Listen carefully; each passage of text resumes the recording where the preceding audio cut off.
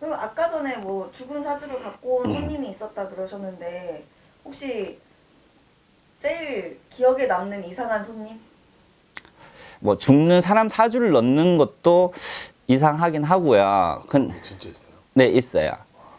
그러니까 떠보는 거예요. 처음에 이제 왔는데 본인 거 저는 이제 좀 이렇게 뭐 선생님들도 그러신 분들도 있겠죠. 저는 생년월일을 중요시 여기진 않아요. 손님이 들어오면 제 나름대로 좀 이제 신받고 아기 때부터 버릇이 있어요. 그걸 누가 시켜서 한 것도 아니에요. 신 선생님이 시킨 것도 아니고 할머니 할아버지가 시킨 것도 아닌데 일단 손님을 앉혀놔요.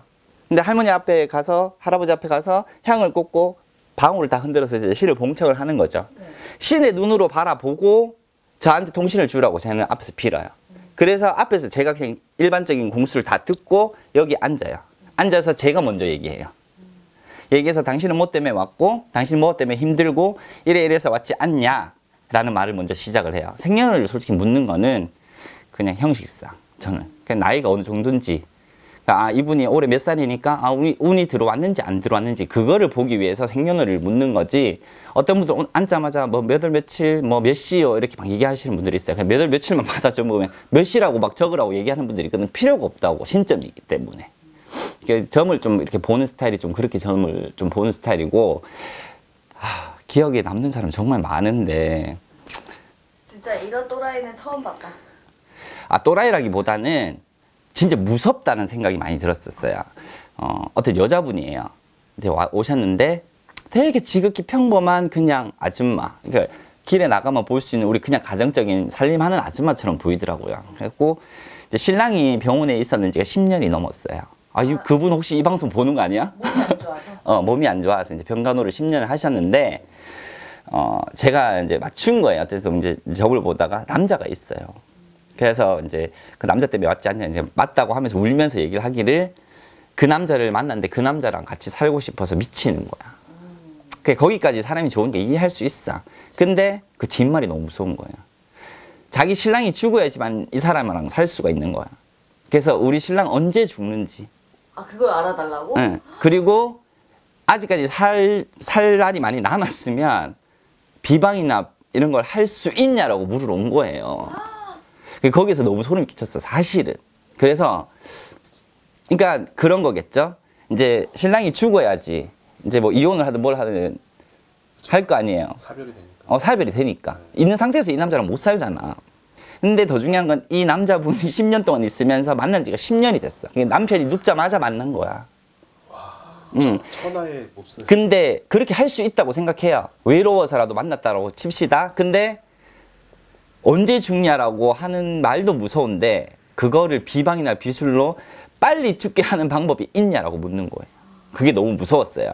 그래서 제가 너무 무서워서 이거 점을 봐야 되나 안 봐야 되나 내 인간적인 마음에 여기 앉아서 갑자기 짜증이 확 났어요. 그리고 제가 이렇게 막 적고 하다가 매직펜을 탁 놓고 아줌마한테 물었어요. 저기요, 아줌마 죄송한데 나가라고. 뭐 어떤 말도 해주고 싶지가 않은 거예요. 제가 그분의 신랑이 누군지도 모르고 얼굴도 본 적 없지만 그 남자분이 너무 불쌍한 거예요. 제 입장에서는. 자기 마누라가 지금 이렇게 하는 걸 알까? 아파서 그게 10년이라는 세월을 누워있는 사람은 더 힘들 거 아니에요. 물론 간호하는 사람도 있겠지만 뭐 김병희 효자 없다고. 근데 같은 남자로서 너무 막 무섭다는 생각이 많이 들었었어요. 그래갖고 자기 막 울고 불고 잘못했다라고 얘기를 하더라고. 여기서 잘못했는 건 중요하지가 않다. 그리고 제가 얘기를 했어요. 예를 들어서 그 아저씨의 사주가 예를 들어서 뭐 1년이 고비겠다라는 공수가 예를 들어 나왔다라고 하면 제가 더 뻥튀기 했어요. 그거는 이제 선의의 거짓말로 할머니 할아버지 죄송합니다 라고 거짓말을 하고 5년 이상 더 넘게 산다고 아직 죽을 기미가 안 보인다고 그렇게 얘기를 해버린 거예요. 그건 제가 선의의 거짓말을 했기 때문에 할머니 할아버지도 용서를 해줄 거라고 생각을 했었어요. 그리고 그 남자하고의 본인이 살고 싶으면 정상적으로 해라. 지금 남자분, 신랑분을 못하겠으면, 못 돌보겠으면 이혼 도장을 찍고 그 시댁에다가 넘기든지 뭐 다른 방법도 많은데 왜 하필 무서운 얘기를 하냐 이거예요. 그 신랑이 와서 죽는 얘기를 하고 살아있는 사람을. 그게 좀 무서웠어요. 근데 더 대박인 거는 뭐냐면 그분이 직업이 학교 선생님이에요. 거기에서 제가 더 충격을 받았어요. 애들을 가르치는 교육자인데 저런 생각을 하는구나. 요즘 교육자분들이 문제가 네, 뭐 교육자분들을 욕하는 건 아닌데 그 직업을 두고 더 놀란 거죠. 제가 그랬잖아요. 그냥 지극히 평범한 가정주부 같아 보였다고. 그랬는데 이제 얼굴 색깔 하나 안 변하고 처음에는 너무 무섭더라고요. 그래서 그런 손님, 그분이 진짜 아직까지도 기억은 좀 많이 남아요. 최근에 오셨어? 작년에 오셨었어요. 작년에 오셨었고 좀 무섭지. 좀 그냥 되게 무서운 거예요. 나가는데도 무서운 거예요. 나가자마자 저 문 잠궜어요. 진짜 그 정도로 무서웠어요. 정말. 진짜 여기 와서 물어볼 정도면은 결심을 하고 온 거 아니에요? 네. 그렇게 이행하겠다는. 그러니까 오만 가지 생각을 다 했는데 방법은 그것밖에 없다는 거죠. 저희한테 와서 이제 털어놓는 얘기가 이 방법 저 방법 다 생각해봤는데 그분이 그러니까 신랑분이 죽지 않는 이상 자기는 답이 없다는 거예요. 근데 너무 무서운 거지. 자기 신랑을 죽게 만들어서라도 다른 남자와 살고 싶다고 하니까. 그런 분들도 계세요. 그리고 이제 뭐 죽는 사람 사주는 없는 것도 있고. 차라리 보험금 때문에 그러는 게 더 낫겠네요. 근데 그 돈도 필요한 것 같더라고요. 돌아가셔야지 보험금이 나오니까. 뭐 그런 분들도 있고 이제 저희하고 똑같이 신을 모시는 제자인데 진짜 이거는 좀 말하기 좀 부끄러운 걸 수도 있는데 제가 지금보다 한참 전이에요. 근데 어떻게 보면 아기 때죠. 아는 사람 지인 소개로 멀리서 왔어요. 대전에서. 아는 동생이래요. 그게 끝이에요. 제주의 사람들은 사람을 소개시켜주면 뭐 그 사람이 뭐 한다 이런 소리도 안 해요. 왔는데 제자인 거예요. 제가 봤을 때 제자야. 할머니 눈으로 봤을 때 제자야. 그래갖고 막 얘기를 하는데 한마디 하면 다 아니래. 이렇죠? 아니요. 저렇죠? 아니요. 세 번째 딱 마음에 딱 결심을 했어요. 이 말 딱 물었을 때 아니라고 하면 안 봐야 되겠다. 그러고 딱 얘기를 했는데 아니래. 그리고 제가 죄송한데요. 오늘 점을 잘 못 받을 것 같다고 죄송하다고 멀리서 오셨는데 딱 그 말 하는 순간 되게 이제 좀 대차게 얘기를 하더라고요. 점을 못, 뭐 점사가 안 나와서 못 보면 못 본다 그러지. 어디 뭐 말장난 하냐 이런 식인 거예요. 그러니까 제가 어려 보이니까 저보다 나이가 많다고 생각하니까 함부로 한 거죠. 근데 그게 제가 이제 신을 받은 지 얼마 안 됐을 때인데 저는 이제 신당에서 이렇게 신령님이 확 실린 느낌을 그때 처음 알았어요. 진짜 확 뭐가 딱 실린 딱 느낌에 할머니가 뭐라고 했냐면 야, 그 엉구죠. 그럴 시간 있으면 너가 법당 너가 할머니 할아버지 앞에 가서 기도나 해. 딱 이 말을 한 거예요. 근데 이 여자가 열이 받았는지 일어나가지고 이게 오방기를 이렇게 놔두잖아요. 오방기를 잡아들고 때리려고 하는 거야 나를. 아, 선생님 오방기를 오방기를 들고. 근데 지금 여기 신당이 아니고 다 그 전에 신당이었었거든요. 근데 그 신당 이제 밖에 아는 사람들이 있었어요. 그 누나도 와서 기다리고 있었고. 그래갖고 내가 지금 뭐 하는지 시하고 막 이제 언성이 높아지고 막 소리가 높아지잖아요. 문을 열고 들어온 거야. 막 멱살을 잡으려고 하고 난리가 난 거예요. 자기 무당 아니래. 근데 이게 이제 저는 좀 그때 어땠냐면 제가 이제 신령님 몸 주고 하다 보니까 제 주위 사람들은 제 몸에 손을 좀 잘 안 대요. 그리고 제가 또 성격상 누가 제 얼굴이나 머리나 이런 데 만지는 거 싫어해요. 근데 더군다나 신령님 몸이다 생각하니까 더 조심을 하는 거죠. 근데 멱살을 다 쳤어요, 제가. 근데 거기에 이제 뚜껑이 열린 거야. 그러니까 죽이니 살리니 막 밀고 땡기고 난리 난 거예요. 사람이 4명이 붙어서 말렸어요. 근데 내가 이제 화를 못 참으니까 저도 그런 짓 하면 안 되는데 저도 이제 막 쌍욕을 하셔. 처음엔 제가 먼저 한 게 아니에요. 욕을 하길래 욕하지 말라고 그렇게 달랬는데도 불구하고 욕을 하길래 진짜 그때는 다 나와야 되겠다는 생각이 드는 거야. 할머니 할아버지 죄송합니다 하고 법당 문 닫아버리고 싸움이 난 거지. 그런 분들이 있었어요. 근데 그분이 제자가 맞아요. 근데 왜 그런 짓을 하고 다니는 그러니까 이제 법당에 손님도 없고 답답하고 막 이러니까 어디 점을 보러 가고 싶은데 이제 자기 아는 언니랑 얘기를 하다 보니까 그분이 저랑 지인이니까 내 아는 동생이 신을 받은 지가 얼마 안 됐다. 그러니까 와서 점을 봐라. 이랬는데 그때 당시 이제 제가 신 받은 지 얼마 안 됐을 때 손님이 굉장히 많았어요. 근데 기다리는 동안 이제 몰라 셈이 났는지 자기는 이렇게 못 불리고 손님이 없는데 이제 그거에 셈이 났는지 내가 말하는 걸 다 틀렸다라고 얘기하는 거야. 괜히 꼭 시비 걸러 온 사람처럼. 대전에서 여기까지면 거리가 가까운 거리는 아니에요, 그래도. 그때 당시에. 그러니까 그분도 좀 기억에 많이 남고. 신당에서 처음 싸우는 사람. 그러니까 별의별 사람 다 있어요, 정말. 근데 이제 뭐 그다음부터는 그때도 그랬지만 지금 역시도 작년 같은 경우에 제자인데 속이고 온 사람이 있어요. 근데 딱 들어오는 입구에서부터 알아요. 할머니 할아버지가 망신 안 줘.